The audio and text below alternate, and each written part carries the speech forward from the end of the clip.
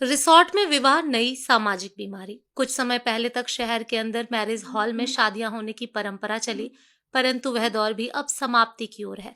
अब शहर से दूर महंगे रिसोर्ट में शादियां होने लगी हैं।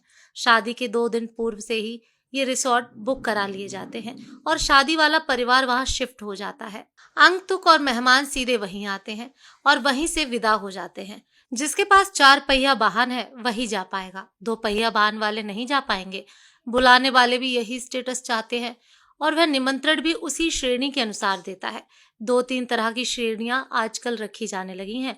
किसको सिर्फ लेडीज संगीत में बुलाना है, किसको सिर्फ रिसेप्शन में बुलाना है, किसको कॉकटेल पार्टी में बुलाना है और किस वीआईपी परिवार को इन सभी कार्यक्रमों में बुलाना है।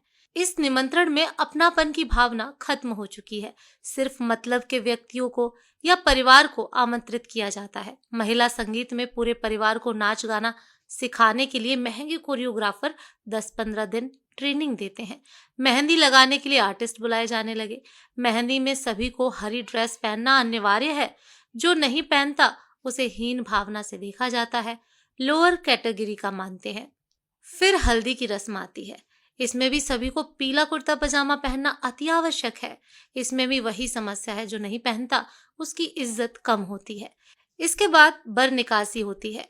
इसमें अक्सर देखा जाता है जो पंडित को दक्षिणा देने में 1 घंटे का डिस्कशन करते हैं, वह बारात प्रोसेशन में 5 से 10 हजार नाच गाने पर उड़ा देते हैं। इसके बाद रिसेप्शन स्टार्ट होता है। स्टेज पर वरमाला होती है। पहले लड़की और लड़के वाले मिलकर हंसी मजाक करके वरमाला कराते हैं। आजकल स्टेज पर धुएं की धुनी छोड़ देते हैं। दूल्हा दुल्हन को अकेले छोड़ दिया जाता है, बाकी सबको दूर भगा दिया जाता है और फिल्मी स्टाइल में स्लो मोशन में वह एक दूसरे को वरमाला पहनाते हैं। साथ ही नकली आतिशबाजी भी होती है। स्टेज के पास एक स्क्रीन लगा रहता है, उसमें प्री वेडिंग शूट का वीडियो चलती रहती है।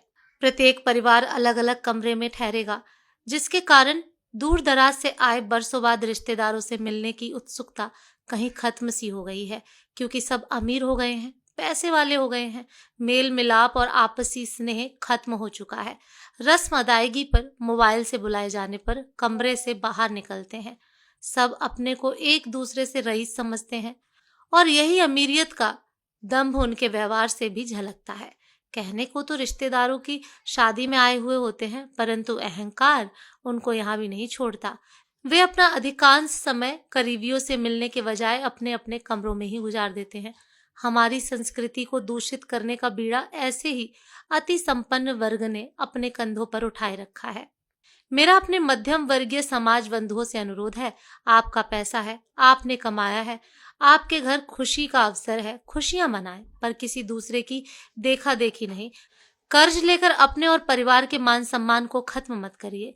जितनी आप में क्षमता है उसी के अनुसार खर्चा करिए। 4-5 घंटे के रिसेप्शन में लोगों की जीवन भर की पूंजी लग जाती है। दिखावे की इस सामाजिक बीमारी को अब जातीय वर्ग तक ही सीमित रहने दीजिए।